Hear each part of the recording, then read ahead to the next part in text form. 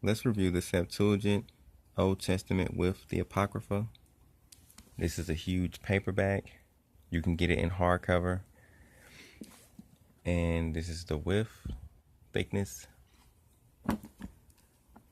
And it says translation of the Greek Septuagint into English by Sir Lancelot Charles Lee Brenton. And it has the original 39 Old Testament books with 15 Apocrypha books. And you don't have 2nd Esdras, but you do have 3 and 4 Maccabees and Psalm 151. And now if you want to get the hardcover like this, it's going to be around 30 something. And this one doesn't have the Greek on one side and English on the other. It's all English in bigger print, 9.5 I think.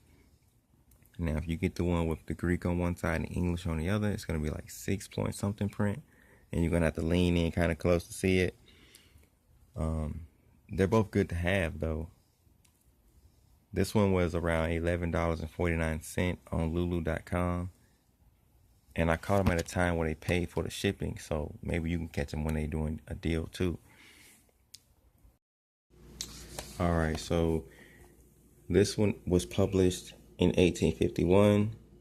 And in the back of it is no extra information. This one was just a plain, printout. So I'm going to show you some differences that's in this that's not in our modern Bibles that comes from the Hebrew text. Now this originally comes from the Hebrew text. These scrolls were translated from Hebrew into Greek and then English. So, but we have differences. Okay, so for instance, in Genesis 1:28, it says, God blessed them, saying, increase and multiply and fill the earth and subdue it. A lot of modern translations say replenish the earth, which can mean refill, making people think that there were other people already here. And right here is interesting. In Genesis 3:20, it says, and Adam, the highlighted part right here, and Adam called the name of his wife Life. Now, in the modern translations, it would say Eve, or, the Hebrews, Chua, or in ancient Hebrew, Chawa, because she was the mother of all living. Now, if you have a Hebrew lexicon, and you look at the word Eve, depending on which one it is, it'll tell you that her name can mean life. So it's not an incorrect translation. That's what her name can mean. So, and also in chapter 4, verse 1, it still says Adam knew Eve, his wife, and not the devil. Some people think the devil had sex with Eve, but that is not the case. So let's look at some more differences. One thing that you'll notice in Genesis 5, let's see, verse 3, it says, and Adam lived 230 years and begot a son after his own form, which was Seth. Now in the Genesis, the same verse in another translation, it'll say 120 years. Some say 130 years. So they seem to be all saying different years, but at least we have over 100 years before he got Seth from all of them. So there's some differences in the numbers. Now for Genesis 6, verse 2, it says that the sons of God, so it still says sons of God, but remember that cross, right? And if you come down to that cross, let's see if I can find, here it is. It says angels of God. All right, so in Exodus 3, the famous verse a lot of people go to for Ahaya, this is what it says. And God spoke to Moses, saying, I am the being. And he said, thus shall you say to the children of Israel, the being has sent me to you. So that is the most interesting one I've seen. I don't know why. And in Exodus 6:3, it doesn't say what we normally see. This one says, I appeared to Abraham and Isaac and Jacob being their God, but I did not manifest to them my name, Lord. Interesting. So at the bottom of the book, of a lot of pages, it does have these helpful footnotes and informal notes. Now, it does give you Hebrew, so I like that. And it does that in a few places. I'm going to try to find another one. Here's another one over here. It gives you another one, so I like that. Oh, there's another one too. That's something good. Some differences in the book of Job in chapter 1, verse 1. Let me clear up. It doesn't say the land of Uz. It says there was a certain man in the land of Uzes, which is a synonym for Uz, I believe, whose name was Job, and then man was true, blameless, righteous, and godly, abstaining from everything evil. I kind of like the way they word it. And it makes it more clear when you come down to verse 6. I don't know why I said Genesis. It says, and it came to pass on the day that, behold, the angels of God came to stand before the Lord, and, the devil came with them. It doesn't give you the confusion that some people can come out with from reading the KJV and stuff like that. It makes it clear that these was not humans, as some people try to make it, which don't make sense anyway. And check out the next verse. And the Lord said to the devil, whence art thou come? And the devil answered, and it goes on and on. And even in chapter 2, verse 1. And it came to pass on a certain day that the angels of God came to stand before the Lord, and the devil came among them to stand before the Lord.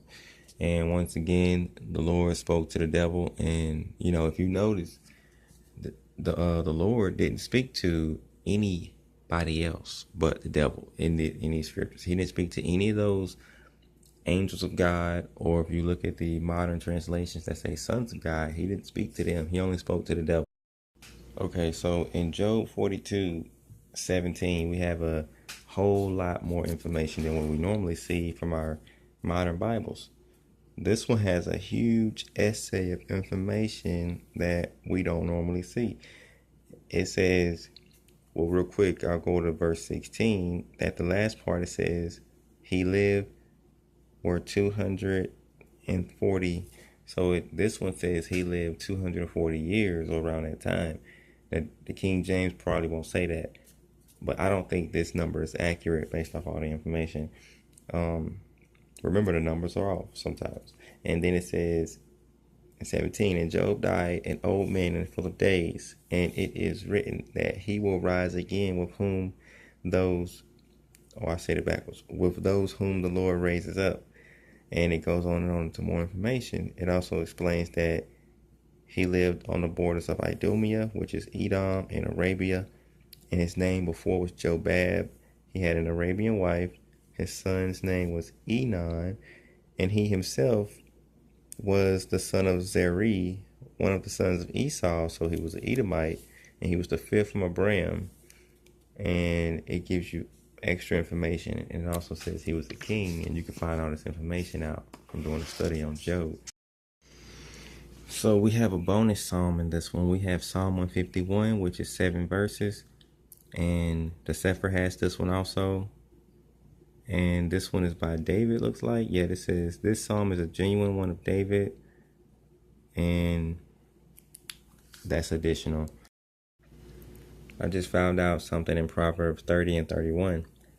In the Septuagint, it says in verse 1 of 30, it says, these things says the man to them that trust in God, and I cease. Now, in our modern Bibles, from the masoretic text, this is what it says. Proverbs 30, verse 1, the words of Agur, son of Jakeh, man of Massa, the speech of the man to Ithiel and Ucal. That's what this one says. But the Septuagint didn't say that these were the words of Agur, the son of Jakeh. It didn't mention that at all. So let's look at Proverbs 31 from the Septuagint. This one says, my words have been spoken by God, the oracular answer of a king, whom his mother instructed.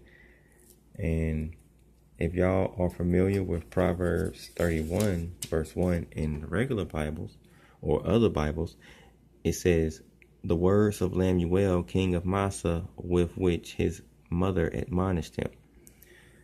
So it didn't say who the king was like the other ones did. And I think Lemuel is actually in the masoretic text right there. It's right here. Lamwal or Lamawal, however you want to pronounce it. And it does say king. King is there too, and that's Masha. So from the masoretic text, these things are actually in there. But Septuagint, I don't have the Greek, next to it like I do with that Bible. So I can't translate it and verify they translated it correctly. But it's a little different. Okay, so let's go and check out some more. Now, in Isaiah 8, verse 3, it makes it very clear that Isaiah had sex with this prophetess and she conceived and bare a son. Now, the KJV will hold back from you and leave you with the indication that he did not have sex with her. He just went to her and she conceived and bare a son. Now, this one in verse 3 says, and I went in to the prophetess, and she conceived and bore a son. And the Lord said to me, call his name, spoil quickly, plunder quickly. Now, in the King James Version, it's going to actually say the Hebrew word. But these are what the Hebrew word means, spoil quickly, plunder quickly. So this one doesn't hold back from you. It lets you know that that was Isaiah's wife. In the book of Jeremiah, some chapters are in different orders. And I noticed from chapter 29 is, in our modern Bibles, is chapter 47. So let's read verse 1. It says, thus saith the Lord against the Philistines, behold, the waters come up from the north. Now, remember that, right? So I'm going to go to the King James Version in Jeremiah 47, verse 1. The word of the Lord which came to Jeremiah the prophet against the Philistines before that Pharaoh smote Gaza. Thus saith the Lord, behold, the waters rise up out of the north. And it sounds similar. I could be wrong, but I think that's it. Now check this out. In the Septuagint in verse 7 towards the end, it says, concerning Idumea, thus saith the Lord, there is no longer wisdom in T-man. Now it says Thai-man, but that's T-man. Now check this out. In 47 of the KJV, verse 7, that's the end of it.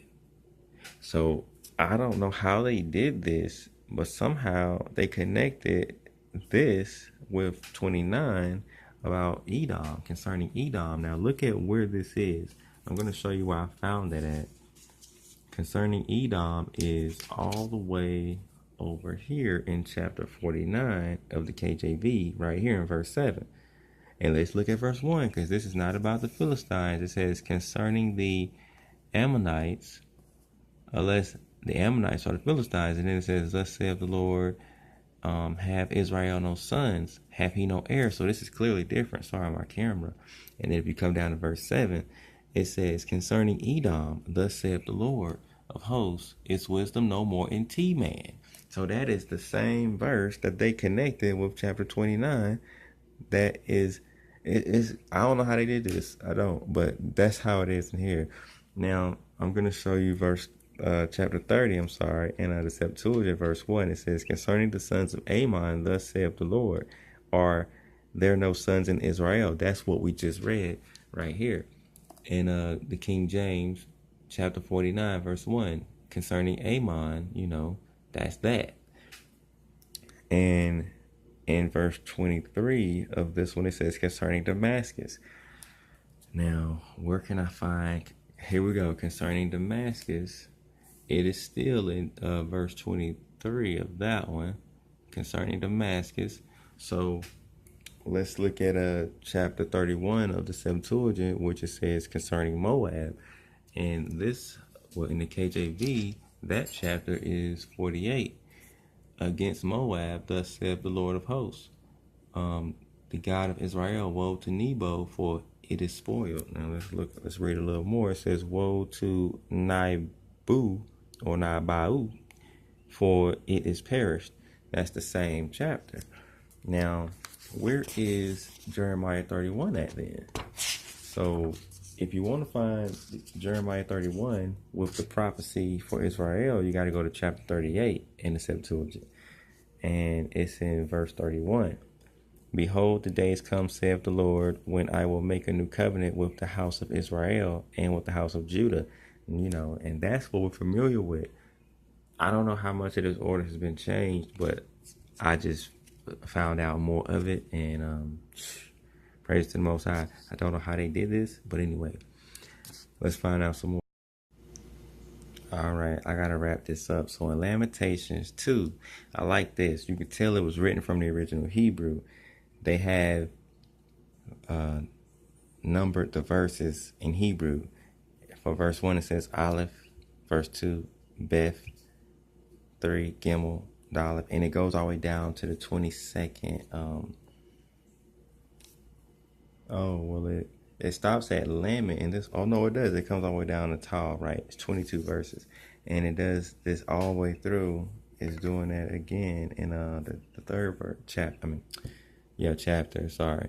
And it's also doing this in the first one too, but we don't see this in our modern Bibles. But it's also in the Hebrew. I got Lamentations 2. There's the Aleph, and then you come down, you see the Ba or the Beth, and it's also there too.